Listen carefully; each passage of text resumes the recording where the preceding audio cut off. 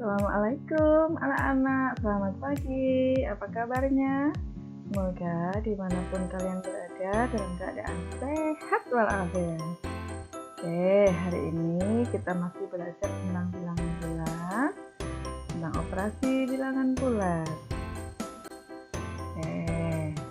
Coba kalian perhatikan kemasan produk makanan berikut ini. Iya, di situ terlihat beberapa komposisi dari produk sebuah makanan. Ada yang di kotak merah dan kotak biru. Kita bahas dulu yang di kotak biru. Di situ tertulis mentega 0,06%. Ada wheat flour 36,38%. Apa sih maksudnya ya, kok ada bilangan yang ada komanya? Bilangan apakah sih itu? Nah, yuk sambil mengingat-ingat kembali, bilangan apa ya? Nah, ini namanya adalah pecahan desimal, yaitu pecahan per 10, per seratusan, per seribuan, dan seterusnya. Contoh bilangan desimal 0,66, 0,5, 0,02. Kenapa tadi ibu baca 0,66 tidak dibaca 0,66? Karena ini bilangannya adalah bilangan per seratusan ya, bukan bilangan puluhan, bukan bilangan ratusan, tapi ini bilangan per. Jadi bacanya 0,66 bukan 0,66. Gitu ya anak-anak ya. Nah, ya kita belajar bagaimana sih cara mengubah pecahan biasa menjadi pecahan desimal. Cara mengubah pecahan biasa ke bentuk desimal adalah dengan mengubah penyebut pecahan menjadi 10, 100, 1000, atau seterusnya. Artinya penyebutnya harus kita ganti menjadi 10, 100, 1000, 10.000, 100.000, dan seterusnya. Nah, ini adalah contoh bilangan desimal yang diubah menjadi pecahan biasa ya. 0,66 itu sama artinya dengan 66 per 100. Kenapa per 100? Karena di belakang angka, di belakang koma ada 2 angka. Jika di belakang koma ada 2 angka, maka pernya adalah per 100. Jika di belakang koma ada 1 angka, pernya per 10. Jika di belakang koma ada 3 angka, pernya per 1000. Untuk mengingat-ingat, pokoknya kalau di belakang koma ada 1 angka, nolnya 1 berarti 10 dan seterusnya. Nah, 66 per 100 bisa disederhanakan menjadi 33 per 50. Berarti dibagi 2 semua. 66 bagi 2, 100 juga dibagi 2. 0,02 sama dengan 2 per 100. Disederhanakan menjadi 1 per 50. Ini juga dibagi 2 semua. Ya, ini ada contoh. Ada contoh 6 soal, yaitu dari pecahan biasa diubah menjadi pecahan desimal. Pada contoh nomor 1, 2, dan 3, karena penyebutnya merupakan bilangan kelipatan dari 10, sebetulnya bukan kelipatan dari 10 ya, lebih tepatnya akar pangkat dari 10. Kalau kelipatan dari 10 kan bisa 20, 30 gitu ya nak ya. Pangkat dari 10 ini kita bisa langsung diubah menjadi pecahan desimal.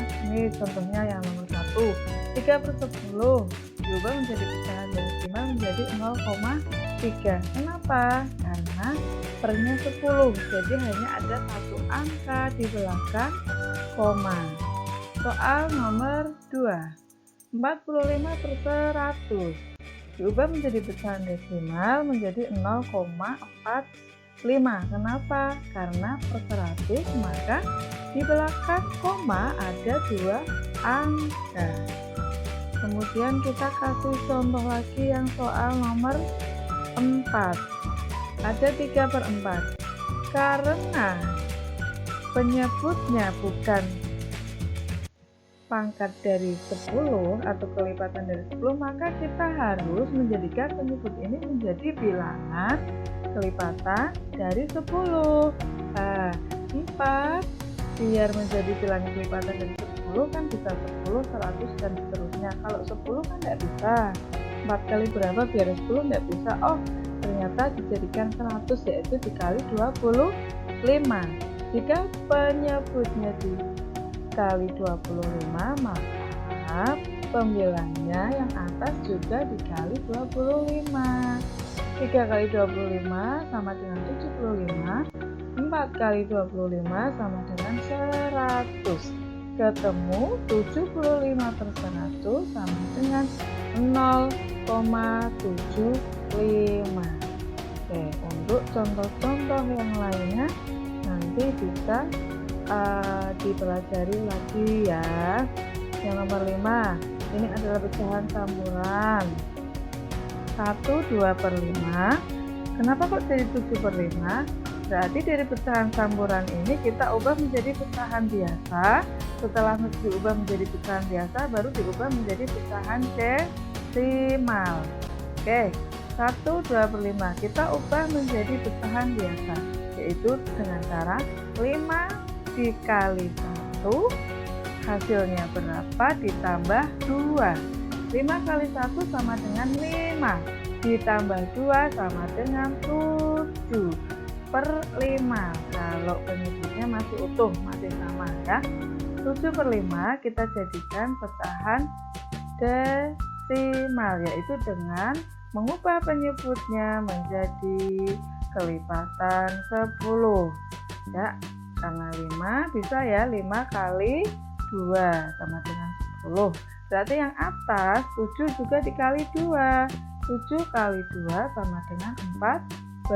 14/10 diubah menjadi pecahan desimal sama dengan 1,4 ya. Ingat, karena pernya 10, nolnya 1, maka hanya ada 1 angka di belakang koma. Itu ya. Kita lanjutkan. Nah, jika penyebut pecahan tidak dapat dijadikan kelipatan 10, mengubah pecahan ke bentuk desimal dapat dilakukan dengan cara pembagian seperti berikut, atau biasa kalian kenal dengan istilah porogapit ya nak ya. Misal 2/3 itu pecahan desimalnya berapa ya? Karena 3 kan tidak bisa ini dikalikan berapa biar kelipatan 10, tidak bisa. Maka kita cara menghitungnya dengan cara porogapit. Oke, 2 dibagi 3, ini ketemunya 0,6667. Sebetulnya ini ketemunya 0,666666 sekian. Nah, bisa dibuatkan jadi 0,667. Ya, kita lanjutkan lagi. Sekarang kebalikannya. Kalau tadi mengubah pecahan biasa menjadi pecahan desimal, sekarang dari desimal kita ubah menjadi pecahan biasa. Cara mengubah desimal ke bentuk pecahan biasa adalah dengan mengubah bentuk desimal menjadi pecahan berpenyebut 10, 100, 1000 dan seterusnya. Contohnya 0,25 sama dengan kali 100/100, atau kenapa dikali 100? Karena ada 2 angka di belakang koma, makanya dikalikan 100. 0,25 dikali 100 ketemu 25/100. Contoh lagi, masih soal yang sama. Kan sudah ketemu 25/100. Yuk kita sederhanakan pecahan 25/100 menjadi pecahan yang paling sederhana, yaitu dengan cara dibagi 25 semua. Ketemu 1/4. 25 dibagi 25 sama dengan 1. 100 dibagi 25 sama dengan 4. Jadi 0,25 jika diubah menjadi pecahan biasa, ketemunya adalah 1/4.